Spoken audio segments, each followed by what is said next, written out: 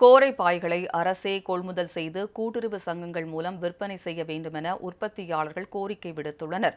நெல்லை மாவட்டம் பத்தமடையை போன்று தென்காசி மாவட்டம் முதலியார்பட்டி, பொட்டல்புதூர், ரவணசமுத்திரம் உள்ளிட்ட இடங்களில் கோரைப்பாய் உற்பத்தி நடைபெற்று வருகிறது. தற்போது மூலப்பொருட்கள் விலை உயர்வால் கோரைப்பாய் உற்பத்தி வெகுவாக சரிந்துவிட்டதாக உற்பத்தியாளர்கள் கூறுகின்றனர்.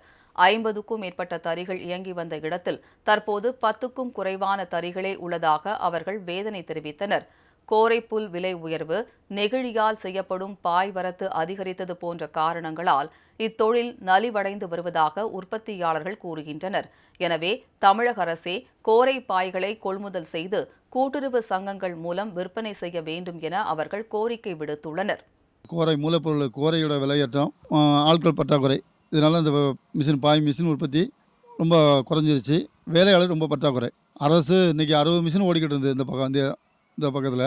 இன்றைக்கி ஒரு 10 மிஷின் கூட ஓடலை. சரியா? ஏன்னா ஆள் பற்றாக்குறை, ஆள் கிடைக்க மாட்டேங்குது வேலைக்கு.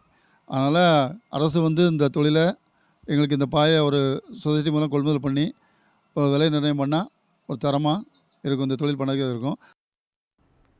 கோரை பாய்கள் மீதான 5 விழுக்காடு ஜிஎஸ்டி வரியை நடுவண் அரசு நீக்க வேண்டும் என்பதும் உற்பத்தியாளர்களின் கோரிக்கையாக உள்ளது. நெல்லை, தென்காசி மாவட்டங்களில் உற்பத்தியாகும் கோரை பாய்கள் அதிகம் கேரளாவுக்கே ஏற்றுமதியாகின்றன. எனினும் கோரை பாயின் பயன்கள் குறித்து போதிய விழிப்புணர்வு இல்லாததால் விற்பனை வேகமாக சரிவை சந்தித்து வருவதாக உற்பத்தியாளர்கள் கவலை தெரிவித்தனர்.